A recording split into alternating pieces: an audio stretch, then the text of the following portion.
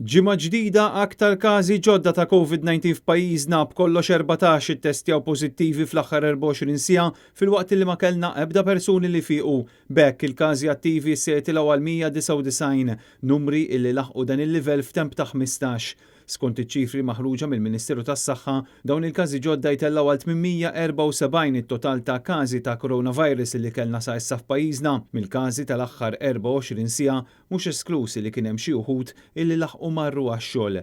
5 każi huma relatati ma' grupp marbut ma' Paċeville filwaqt li 6 huma persuni li ma jafux kif ħadu l-virus. F'din it-22 ġimgħa tal-pandemija kellna diġà 50 każ ġdid filwaqt li l-R factor qed ikompli jiżdied. Din il-ġimgħa mistennija tkun waħda deċiżiva f'dak li għandu x'jaqsam mal-attivitajiet tal-massa hekk kif it-tobba u l-infermiera qed janalizzaw is-sitwazzjoni marbuta ma' dawn it-tip ta' avvenimenti. NetNews huwa infurmat li l-Ministru Chris Fearn mhux jeskludi aktar restrizzjonijiet bil-għan li l-professjonisti mediċi ma jaslux għal azzjonijiet industrijali. Sa issa kemm il-MAM kif ukoll l-MUMN issospendew l-azzjonijiet sakemm tkun iċċarata jtri l quddiem. Is-sospensjoni hija valida sa nhar l-Erbgħa. Dan kollu qed iseħħ fl-istess waqt illi pajjiżi Ewropej qed ipoġġu restrizzjonijiet fuq pajjiżna.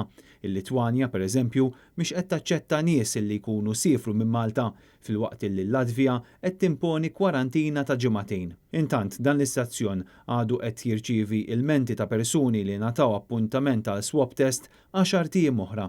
It-tħassib mhux marbut neċessarjament mad-dewmien iżda hemm min huwa nkwetat fuq il-fatt illi dan jaf joħloq abbuż ta' nies illi xorta joħorġu u ma jagħmlux self-isolation.